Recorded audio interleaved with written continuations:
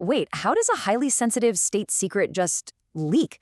We are looking directly at a leaked official Somali diplomatic visa request to Canada for the Hiddo Center Foundation gala dinner. The actual international travel logistics of a major world leader are suddenly, literally out in the open. I mean, the stakes for global diplomacy here, they absolutely couldn't be higher. Now, you might be thinking this is just some low-level administrative typo. Nope. We are talking about the travel plans, the security detail, and the precise timeline for the head of government for the Federal Republic of Somalia, Prime Minister Hamza Abdi Barre himself. A leak of this magnitude, it totally pulls back the curtain on the highly guarded, top-secret movements of a sitting prime minister. And the target destination for this massive diplomatic operation? Canada. When a document like this hits the public sphere, it doesn't just show us, where a leader is flying. It exposes this incredibly fragile, complex web of modern statecraft. It shows us the intense coordination it takes to move international figures across the globe. Okay, let's dive into this. Today, we're launching a meticulous investigation into a primary source document. We aren't just reading a headline here, folks. We're going to deconstruct this leaked diplomatic cable piece by piece. We'll examine exactly what the intelligence says, who's involved, and really uncover the geopolitical machinery turning quietly behind the scenes. Section 1. The leaked diplomatic request, exposing a state secret. All right, take a second to really look at these details. Right at the top, we've got the official letterhead from the Ministry of Foreign Affairs and International Cooperation of the Federal Republic of Somalia, complete with the national crest. Notice that barcode at the top left for internal tracking and those official blue stamps of authentication at the bottom. This right here is the raw, bureaucratic machinery of a government in motion, just laid completely bare for us to analyze. Section 2. Inside the official document. Deconstructing the evidence. So let's extract the core facts here. The sender is the Ministry of Foreign Affairs, based in Mogadishu. The recipient, the High Commission of Canada, located in Nairobi, Kenya, with a carbon copy sent to the Somali embassy, also in Nairobi. The VIP at the center of all this is His Excellency Hamza Abdi Barre, and the letter itself is dated July 9, 2026. This routing tells us exactly how these nations interact geographically, right? Mogadishu is coordinating through the Canadian diplomatic outpost in neighboring Kenya just to facilitate entry into North America. It's honestly a fascinating look at the logistical chain of command. Now, look at the specific wording used in the text.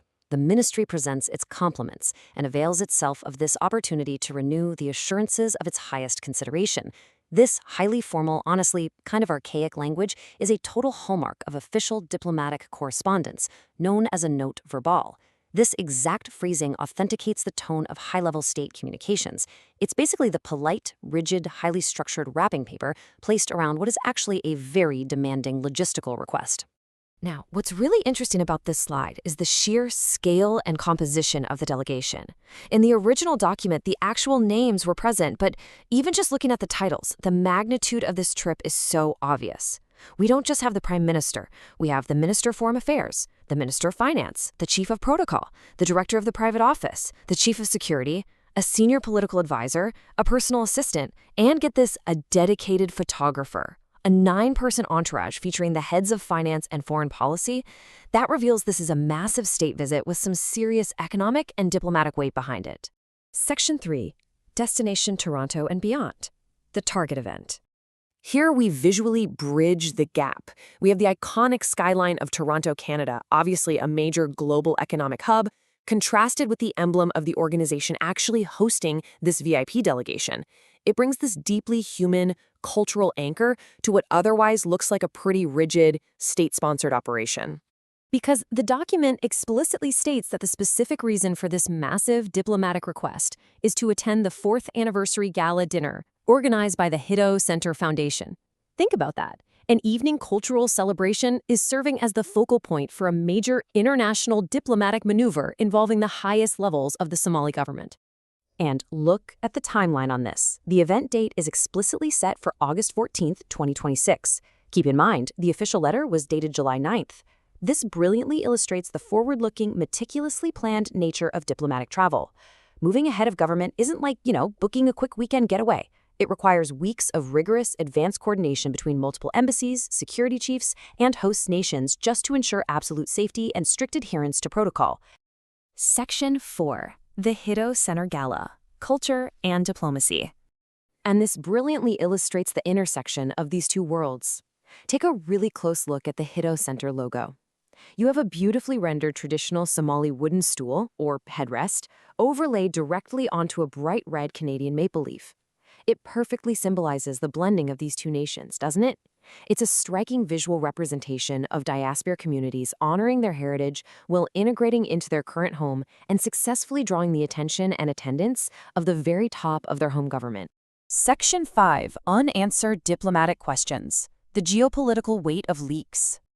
So, the crucial point we have to ask as we wrap up our explainer is this.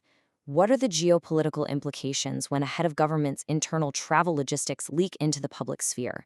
We impartially analyze the facts here, but we've got to acknowledge reality. When a prime minister's security detail, key personnel lists, and precise dates are exposed, it highlights profound vulnerabilities in the secure communications of statecraft. How does a leak like this impact the trust between coordinating embassies? Does it force a total overhaul of travel protocols? It's a fascinating, if definitely concerning, glimpse into the fragile nature of global diplomacy, and it really leaves us to wonder, what other invisible logistical webs are operating or unraveling behind the scenes right now?